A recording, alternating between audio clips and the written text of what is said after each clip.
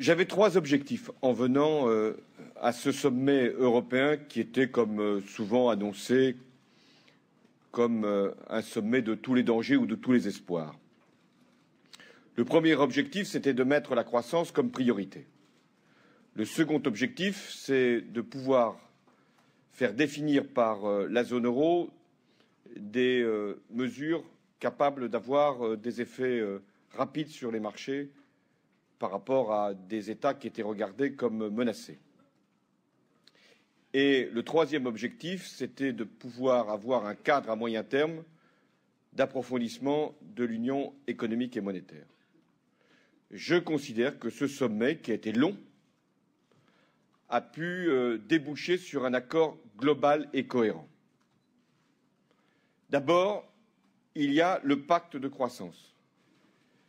Donc ça, c'était ce que je voulais mettre au cœur de la discussion et qui s'est retrouvé au cœur de la décision, le pacte de croissance. Le second acquis de ce sommet, même si ça n'a pas été le plus long à élaborer, c'est la décision prise en coopération renforcée de créer une taxe sur les transactions financières et une date a même été posée, c'est-à-dire qu'à la fin de l'année, cette taxe sera définie et mise en place. Voilà le bilan que je tire de ce sommet européen. Une étape importante a été franchie. Des progrès significatifs ont été faits. D'abord, j'avais, dans la campagne présidentielle, annoncé que je voulais renégocier ce qui avait été décidé, au sens d'y mettre ce qui ne s'y trouvait pas, la croissance et des mesures de stabilité et une vision à moyen terme. Je considère que ce sommet a permis d'aboutir à cette renégociation. C'est pour ça qu'il a été long, le Conseil européen.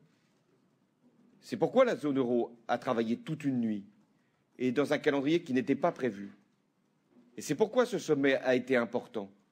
Certes, la croissance, nous avions fait déjà le travail depuis plusieurs jours. Mais sur les mesures de stabilité, sur la supervision bancaire, nous avons là connu des progrès très significatifs.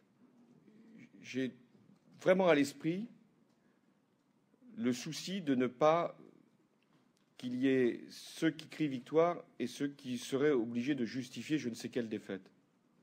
Ce qui s'est passé, c'est un compromis. C'est une dynamique.